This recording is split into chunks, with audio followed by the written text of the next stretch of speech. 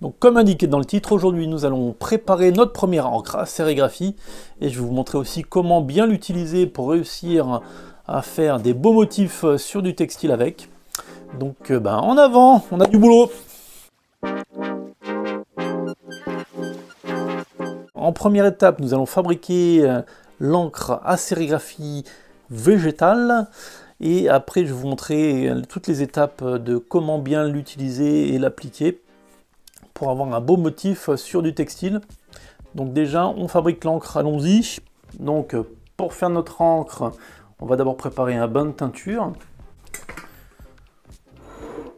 Alors une petite casserole. Alors si vous comptez faire des bains de teinture ou des encres chez vous, après n'utilisez plus votre casserole que vous avez utilisée pour le faire, car on peut après des fois ajouter, vous allez voir, des adjuvants comme des sulfates, que ce soit du sulfate de fer, cuivre, titane ou d'aluminium comme la lin. Alors je rajouterai que certaines de ces plantes peuvent être toxiques, donc méfiez-vous. Au mieux vous allez avoir quelques petits dérangements gastriques, au pire vous risquez de vous empoisonner, donc soyez prudent. Et donc après ça rend totalement impropre à l'utilisation pour préparer un repas de vos casseroles et vos outils de cuisine. Donc soyez vigilants et utilisez uniquement évidemment des outils que vous allez après utiliser que pour faire ça, que ce soit cuillère, casserole et tout ce qu'on peut utiliser après pour remuer ou mélanger. Voilà, vous êtes déjà prévenus. Maintenant on passe à notre petit bain de teinture. Donc je prends 80 g de bois de Campêche en copeaux, mais évidemment vous pouvez l'utiliser aussi en poudre. Je vais lui ajouter 1 litre d'eau.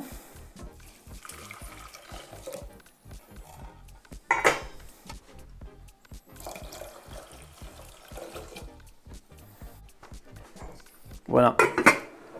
J'ai mon litre d'eau, maintenant je vais le mettre à chauffer sur le feu.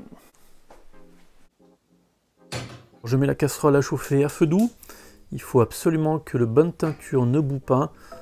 Il y a certaines plantes qui n'acceptent pas vraiment les cuissons trop chaudes, donc faites bien attention. Remuez aussi de temps en temps pour éviter que les plantes n'accrochent au fond de la casserole. Et après, faites bien attention que la température ne dépasse pas les 60-70 degrés tout au long de la cuisson.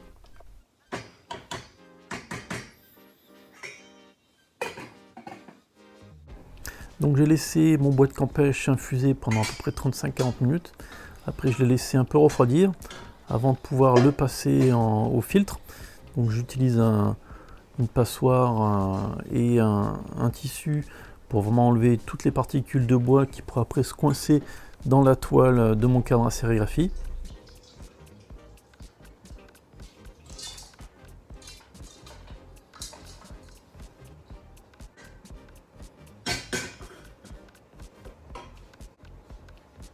Bien, maintenant j'ai rincé ma casserole.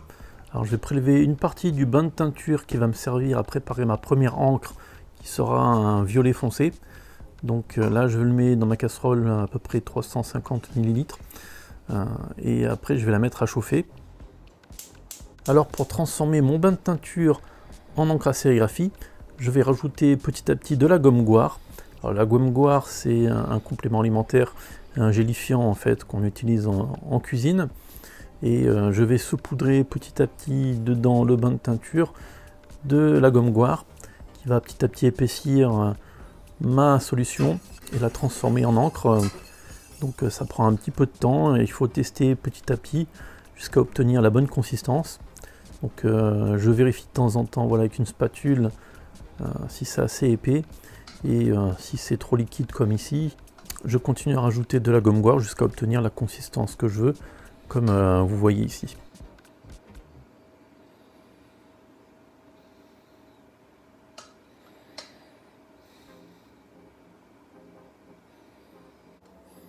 Et donc avant de l'utiliser, je la stocke dans un petit pot. Alors ici c'est un pot à confiture. Et on utilise notre encre une fois qu'elle est refroidie. Alors faites attention aussi quand vous mettez votre encre au frigo, que personne ne confonde ça avec de la confiture. Pour ma deuxième encre, je vais utiliser encore du bois de Campêche, évidemment, en bain de teinture. Donc je vais le mettre dans ma casserole que je vais remettre à chauffer. Et avant de mettre l'épaississant, donc la gomme goire, ce coup-ci je vais rajouter du sulfate de fer. C'est ce qui va modifier en fait les tanins de mon bain de teinture et faire noircir. Alors il est vraiment important de bien diluer le sulfate de fer avant d'incorporer la gomme goire pour qu'il n'y ait pas de grains de sulfate qui restent non mélangés. Et une fois que tout est bien dilué, vous pouvez donc rajouter petit à petit la gomme goire et faire chauffer tranquillement. Petit à petit, vous vérifiez la densité de votre encre et quand elle a atteint la bonne densité, vous pouvez retirer du feu votre casserole. Alors comme vous voyez, voilà, c'est vraiment bien noirci, ça n'a pas du tout la même teinte que précédemment. Comme l'encre précédente, vous pouvez après retirer du feu votre encre une fois qu'elle est assez épaisse. Vous mettez dans un pot et vous attendez que ce soit refroidi avant de pouvoir l'utiliser.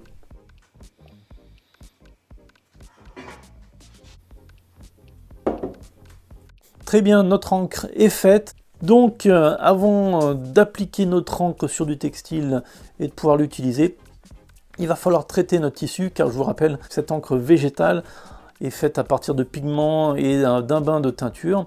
Et afin de pouvoir fixer les pigments contenus dans notre encre, il va falloir traiter le tissu pour qu'il puisse accepter et fixer donc les couleurs.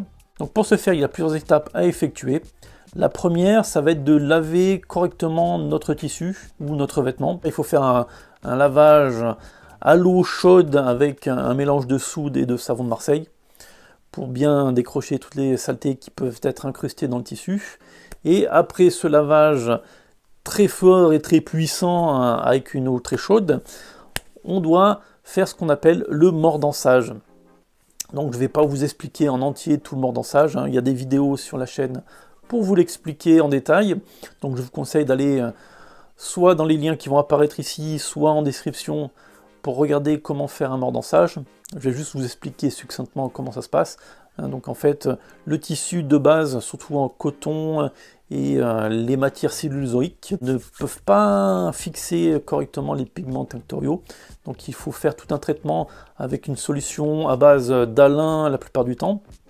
Alors ce qu'on fait souvent, c'est un acétate d'alun, ça veut dire un mélange d'alun et de vinaigre, plus quelques ingrédients qu'on ajoute, et on fait des bains sur le tissu afin que l'alun puisse se fixer, ou la sel d'aluminium puisse se fixer dessus les fibres du tissu, et c'est ce sel d'alun et cet alun qui va permettre après au pigment de se fixer sur notre tissu en coton. Alors après, pour les matières comme la soie et la laine, on fait aussi des mordançages, mais par contre c'est vrai que je vais passer pour ces matières là, je préfère me concentrer pour l'instant sur tout ce qui est coton et assimilé. Donc une fois que vous avez mordancé votre tissu pour sérigraphier avec notre encre végétale, vous procédez de la même manière qu'avec une encre textile synthétique. Le petit plus qu'il faudra faire après, une fois qu'on aura passé notre encre et laissé sécher, il faut faire un bain de vapeur sur le textile en question. Donc vous le roulez dans un papier pour éviter que l'encre bave entre les couches de tissu et ne traverse et dédouble le motif. Et vous le mettez après dans une casserole à la vapeur pour que les pigments soient complètement fixés et pénètrent en fait la fibre du tissu. Et une fois que tout ceci est effectué, vous avez votre sérigraphie de prête. Très bien, donc maintenant que vous avez fait votre première sérigraphie, vous pouvez conserver vos encres pendant à peu près 1 à 2 semaines, pas plus, car comme vous utilisez des produits végétaux, au bout d'un certain moment, ça va se dégrader et vos pigments vont être inopérants, et en plus vous risquez d'avoir des moisissures qui vont commencer à apparaître dans vos encres. Ceci étant dit, on va jeter un petit coup d'œil au test que j'ai fait. Je vais vous montrer un peu mes résultats. Donc voici ce que j'ai fait. Là de ce côté-là, c'était du bois de Campeche seul. Et de ce côté-là, c'est le bois de Campeche avec du sulfate de fer pour faire du noir. Donc là, on voit que c'est un violet vraiment très foncé. Il doit être même encore plus foncé parce que d'un coup, il se met à faire plus sombre. Et donc, à mon avis, les couleurs doivent quasiment apparaître comme du noir. Mais on va faire avec. Donc de ce côté-là, j'ai le noir. Alors ce noir-là, c'était mon premier test. L'encre était un petit peu liquide. Et voilà, c'est aussi intéressant de vous montrer ça. Quand on a nos encres un peu trop liquides, elles diffusent trop dans le textile. et dans le tissu. Et après, contrairement à quand on n'arrive pas à avoir un beau motif bien net comme on aimerait, ça a un peu bavé. Là, hop, je vais vous mettre les deux côte à côte.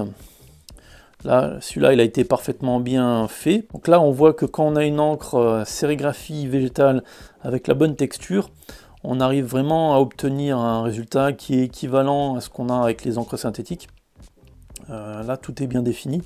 En plus, il y avait une espèce de crénelage un peu sur le motif, et on le retrouve aussi là. Et voilà, tout est vraiment bien net. Après là, voilà, le noir qui était un peu trop liquide. Non seulement les encres ont bavé pendant que je l'ai posé avec la racle, et en plus avec la cuisson à la vapeur, les encres après ont commencé un peu à migrer, les pigments ont diffusé un petit peu autour du tissu, ce qui n'est pas très joli. Après dans le deuxième essai là, l'encre a été rectifiée, donc le motif est quand même bien net. Par contre, voilà, je l'ai fait sur un tissu qui n'a pas été mordancé, et on voit qu'il y a une grosse différence. Là c'est bien noir, et là ça a fait du gris. Donc là j'ai juste fait un rinçage, mais voilà, après au fur et à mesure des lavages, la couleur va partir petit à petit, et elle ne résistera pas très longtemps au lavage et au temps qui passe, alors que l'autre qui a été bien mordancé, voilà, la lumière du jour et les lavages feront qu'elles tiendront plus longtemps. Donc contrairement aux encres synthétiques, les encres végétales ont une durée de vie bien moins importante. Alors ça vient du fait que déjà la teinture végétale n'a pas une tenue aussi forte que les produits qui sont issus de l'industrie. On n'arrive pas à avoir quelque chose qui tient aussi bien. Donc c'est après normal que petit à petit les couleurs passent.